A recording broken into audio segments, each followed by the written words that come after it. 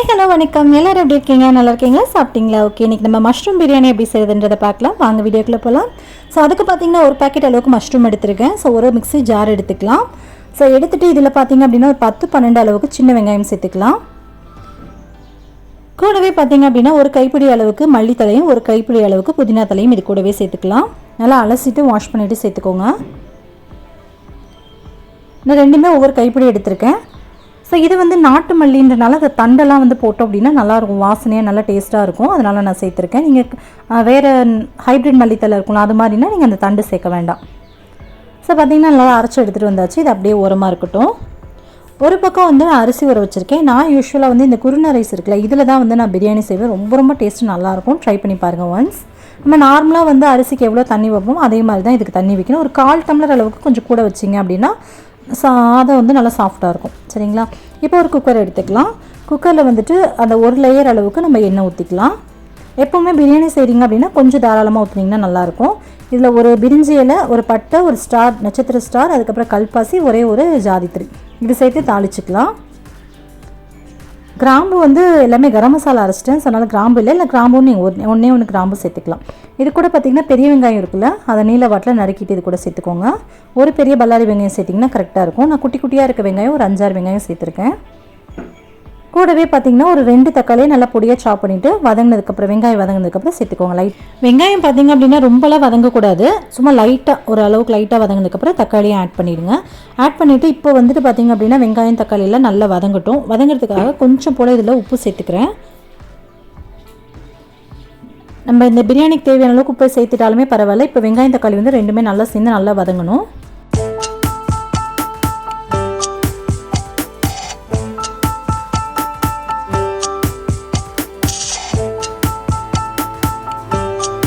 இப்போ வெங்காயம் தக்காளி நல்லா வதங்கிடுச்சு. இது கூட பார்த்திங்க அப்படின்னா கரம் மசாலா, இது வந்து வீட்டில் அரைச்ச பிரியாணி மசாலா நம்ம சொல்லுவோம். இது வந்து நான் பாஸ்தா பிரியாணி ஆல்ரெடி நம்ம சேனலில் வீடியோ அப்லோட் பண்ணியிருந்தேன்.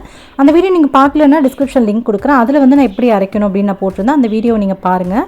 ஸோ அதில் வந்துட்டு இந்த மசாலா அப்படி இல்லை அப்படின்னா நீங்கள் கடையில் வாங்கக்கூடிய கரம் மசாலா கூட ஒரு ஸ்பூன் சேர்த்துக்கலாம். ஒரு 2 ஸ்பூன் அளவுக்கு இஞ்சி பூண்டு விழுது சேர்த்துக்கலாம், வீட்டில் ஃப்ரெஷ்ஷாக அரைச்சது. ஸோ பார்த்திங்கன்னா 2 ஸ்பூன் அளவுக்கு இஞ்சி பூண்டு பேஸ்ட்டு சேர்த்துக்கலாம். சேர்த்துட்டு இதோடைய பச்சை வாசனை போகிற வரைக்கும் நல்லா வதக்கி விட்டுக்கலாம். அந்த எண்ணெயிலே நல்லா சேர்த்துக்கிற மாதிரி சேர்த்துருங்க. நல்லா அதோடைய இஞ்சி பூண்டோட பச்சை ஸ்மெல்லு சுத்தமாக போகணும். இது கூட இப்போ பார்த்தீங்க அப்படின்னா காரத்துக்காக ஸ்பைசஸ்லாம் நம்ம சேர்த்துடலாம். ஸோ இது கூட 1 ஸ்பூன் அளவுக்கு மிளகாய் தூள் சேர்த்துக்கலாம். கூடவே பார்த்திங்க அப்படின்னா 15 கிராம் அளவுக்கு, அதாவது நம்ம வந்து கடைகளில் வந்துட்டு கிடைக்கும் இல்லையா பிரியாணி மசாலான்னு சொல்லிட்டு, அது வந்து நான் எனக்கு சேர்த்து செஞ்சு பார்க்கலாம் அப்படின்னு சேர்த்துருக்கேன். நீங்கள் நார்மலாக ஸ்பூனில் வந்து அளந்துக்கிறீங்கன்னா 2 ஸ்பூன் அளவுக்கு அளந்துக்கோங்க. இதில் 15 கிராம் அப்படின்னு போட்டுக்கலாம், நான் மென்ஷன் பண்ணேன். 2 ஸ்பூன் அளவுக்கு பிரியாணி மசாலா சேர்த்துருக்கேன். கூடவே வந்து ஒரு 1.5 ஸ்பூன் அளவுக்கு மல்லித்தூள் சேர்த்துக்கலாம். கூட 1 ஸ்பூன் அளவுக்கு நார்மல் கரம் மசாலா இல்லைன்னா சிக்கன் பவுடர் சேர்த்துக்கோங்க. ஸோ இது எல்லாமே வந்து ஒரு ஃப்ளேவருக்காக தான் சேர்த்துக்கிறோம். கூடவே ஒரு 4 பச்சை மிளகாவை லைட்டாக கீறிட்டு இது கூட சேர்த்துக்கலாம். சேர்த்துட்டு இது நல்லா வதக்கி விட்டுக்கலாம். இப்போ எண்ணெயிலே வந்து வெங்காயம் தக்காளி நம்ம இந்த ஃப்ளேவர் எல்லாமே வதங்கணும். இப்போது ஓரளவுக்கு வதங்கினதுக்கப்புறமா நம்ம ஆல்ரெடி அரைச்சி வச்சுருந்தோம் இல்லையா வெங்காயம், அதுக்கப்புறம் புதினா மல்லித்தலை, அதை வந்து இது கூட சேர்த்துடலாம். இந்த ஸ்டேஜில் சேர்த்துக்கோங்க, அப்போ தான் வாசனை ரொம்ப நல்லாயிருக்கும்.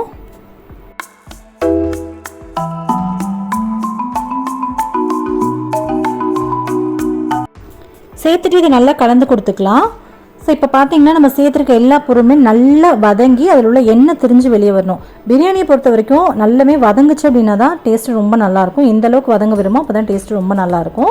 வதங்கினதுக்கப்புறமா இது கூட பார்த்திங்கன்னா மல்லித்தலையும் புதினா தலையும் ஒவ்வொரு கைப்பிடி சேர்த்துக்கலாம். ஏற்கனவே அரைச்சிருக்கோம், அது இல்லாமல் வந்து மல்லித்தலை புதினா தலை இன்னும் கொஞ்சம் சேர்த்துக்கலாம்.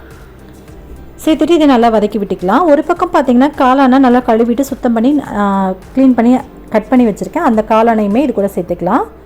இங்கே பாருங்கள், இந்த மாதிரி ஷேப்பில் நான் கட் பண்ணியிருக்கேன். ஒரு காளானா 4 பீசஸாக கட் பண்ணிங்கன்னா கரெக்டாக இருக்கும். இப்போ நம்ம வதக்கி வச்சுருக்க மசாலா கூடவே இந்த காளானே சேர்த்துடலாம். காளான் வந்து தண்ணி நிறைய ரிலீஸ் ஆகி வெளியில் வரும். நல்லா ஒரு தடவை காளானை வதக்கி விட்டுட்டு அந்த தண்ணி ரிலீஸ் ஆகி வெளியில் வர வரைக்கும் லைட்டாக கொஞ்சம் நேரம் வெயிட் பண்ணுங்கள். வெயிட் பண்ணதுக்கப்புறமா நம்ம நார்மல் வாட்டர் சேர்த்துக்கலாம். இப்போ அந்த ஸ்பைசஸ் அந்த மசாலா எல்லாமே காளானில் நல்லா இறங்கிடும். அப்போ டேஸ்ட் ரொம்ப நல்லாயிருக்கும்.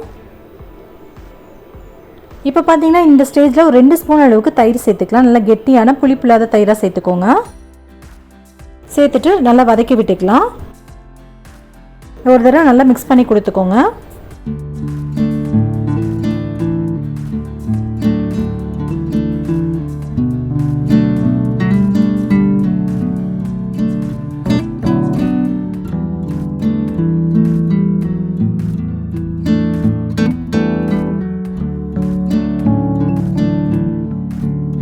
இப்போ நம்ம ஊற்றின எண்ணெய் எல்லாமே நல்லா திரிஞ்சு வெளியே வந்ததுக்கப்புறமா நம்ம எந்த டம்ளரால் நம்ம அரிசி எழுதுமோ அந்த டம்ளரால் தண்ணி அளந்துக்கலாம். ஸோ நான் வந்து குருணை ரைஸ் அப்படின்றதுனால ஒரு டம்ளருக்கு வந்து 2 டம்ளருக்கு கூட கொஞ்சம் கூட, அதாவது ஒரு 1/4 டம்ளருக்கு குறைவாக நான் சேர்த்துக்கிறேன். உங்களுடைய அரிசிக்கு தகுந்த மாதிரி நீங்கள் தண்ணி அளந்து சேர்த்துக்கோங்க. நான் இந்த டம்ளரால் 3 டம்ளர் வந்து 3.5 டம்ளர் அளவுக்கு அரிசி சேர்த்துருந்தேன். அதுக்கு தகுந்த மாதிரி நான் தண்ணியும் சேர்த்தாச்சு. சேர்த்துட்டு ஒரு தடவை நல்லா மிக்ஸ் பண்ணி கொடுத்துக்கோங்க. நார்மலாக வந்து உங்களுக்கு சில்வர் குக்கரில் செஞ்சாலோ இல்லை வந்து நீங்கள் நிறைய இது மாதிரி செய்யும்போது உங்களுக்கு அடிப்பிடிக்கிறதுக்கு சான்சஸ் இருக்குது. அடிப்பிடிக்காமல் இருக்கணும் அப்படின்னா தண்ணி நல்லா கொதிச்சதுக்கப்புறமா நீங்கள் அரிசியை சேர்த்துக்கோங்க. அதுக்கப்புறம் தண்ணி அதில் அரிசியை சேர்த்ததுக்கப்புறம் அரிசியும் நல்லா கொதிச்சு அரிசி தண்ணியெல்லாம் சேர்ந்து கொதி வந்ததுக்கப்புறமா விசில் சேர்த்திங்க அப்படின்னா உங்களுக்கு அவ்வளோ சீக்கிரம் அடிப்பிடிக்காது. சாதம் கரெக்டான இதுக்கு நமக்கு வெந்து வரும். இப்போ குக்கர் ஃபுல்லாக இருக்குது அப்படின்றதுனால கரெக்டாக ஒரு விசில் வச்சோம் அப்படின்னாலே போதுமானது.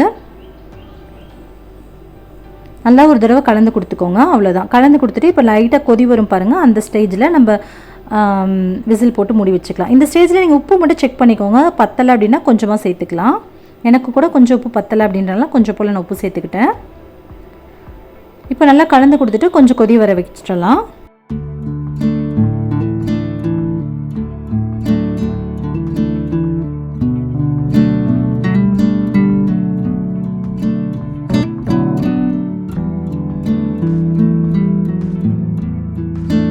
இப்போது அரிசியும் தண்ணி நல்லா கொதிச்சதுக்கப்புறமா குக்கரை மூடி வச்சு விசில் வச்சிடலாம். ஸோ பார்த்திங்கன்னா ஒரு விசிலே வந்து அதிகம் தான். நம்ம ஒரு விசில் வரதுக்கு முன்னாடி கூட டைம் பார்த்துக்கூட நீங்கள் ஒரு 20 மினிட்ஸ் வச்சிங்க அப்படின்னா போதும். மீடியம் ஃப்ளேமில் இருக்கணும். ஒரு பக்கம் பார்த்திங்கன்னா காளான் கிரேவி ரெடி ஆகிட்டுருக்கு. 2 பேக்கெட் காளான் வாங்கியிருந்தேன். ஒரு பேக்கெட் வந்து சாதத்துக்கும் இன்னொரு பேக்கெட் வந்துட்டு கிரேவிக்கும் செஞ்சுட்ருக்கேன். கிரேவி வந்து ஆல்ரெடி நம்ம ஷார்ட்ஸ்லேயே அப்லோட் பண்ணியிருக்கேன். நான் லாங் வீடியோவும் அப்லோட் பண்ணியிருக்கேன். லிங்க் வந்து டிஸ்கிரிப்ஷனில் கொடுக்குறேன். உங்களுக்கு வேணும்னா நீங்கள் செக் அவுட் பண்ணிக்கோங்க. காளான் கிரேவி, காளான் பிரியாணி கூட வந்து பார்த்திங்கன்னா ஆனியன் ரைட்டு அது செஞ்சுருந்தேன்.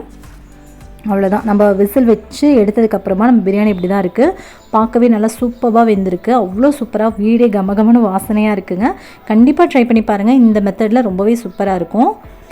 பிரியாணி ரெடியாகி வெந்ததுக்கப்புறமா உள்ளேருந்து அடியிலேருந்து கரண்டி விட்டு லைட்டாக மெதுவாக கிளறி விடணும். அப்போ தான் எல்லா பக்கமுமே வந்து மசாலா சேர்ந்து வரும். ஒரு தடவை லைட்டாக ரொம்ப போட்டு கிளறினீங்கன்னா சாதம் உடஞ்சிரும். கொஞ்சமாக அப்படியே லைட்டாக அடியிலேருந்து எடுத்து விட்டு அப்படியே ஒன் சைட் மாதிரி பரட்டி விடுங்க. பரட்டி விட்டு வேறு ஒரு பாத்திரத்தில் மாற்றிடுங்க. பாருங்கள் கொஞ்சம் கூட அடி பிடிக்கல. ரொம்பவே சூப்பராக நல்லா உதிரியாக வெந்திருக்கு. இன்னும் கொஞ்சம் நேரம் ஆக ஆக நல்லாவே சாதம் உதிரியாயிடும். இப்போ ஒரு பிளேட்டுக்கு மாற்றிடலாம். அவ்வளோதான். நம்மளோட சூப்பரான மஷ்ரூம் பிரியாணி ரெடி ஆயிடுச்சு. கண்டிப்பாக நீங்களும் ட்ரை பண்ணி பாருங்கள். ட்ரை பண்ணி பார்த்துட்டு எப்படி இருந்துச்சுன்னு கீழே கமெண்ட் பாக்ஸில் தெரிவிங்க. இந்த வீடியோ பிடிச்சிருந்துச்சுன்னா வீடியோக்கு ஒரு லைக் கொடுங்க. உங்கள் ஃப்ரெண்ட்ஸ் அண்ட் ஃபேமிலியோடையும் ஷேர் பண்ணிக்கோங்க. மறக்காமல் நம்ம சேனல் கவிஷ் கிச்சனை சப்ஸ்கிரைப் பண்ணிக்கோங்க. கூடவே வேறு பெல் ஐக்கானை கிளிக் பண்ணிவிட்டு ஆல் அப்படின்ற ஆப்ஷனையும் கிளிக் பண்ணிவிடுங்க. ஸோ தட் நான் போடக்கூடிய எல்லா வீடியோஸுமே உங்களுக்கு தொடர்ந்து நோட்டிஃபிகேஷன் மூலிமா வந்து சேரும். நீங்களும் மிஸ் பண்ணாமல் பார்க்கலாம். இவ்வளோ நேரம் பொறுமையாக பார்த்தவங்க அனைவருக்கும் ரொம்ப ரொம்ப நன்றி. உங்களை இன்னொரு இன்ட்ரெஸ்டிங்கான வீடியோவில் சந்திக்கும் வரை நன்றி, வணக்கம். தேங்க்யூ, பாய். அதே காத்து வாசம் வேற, அதே மண்ணு வண்ணம் வேற.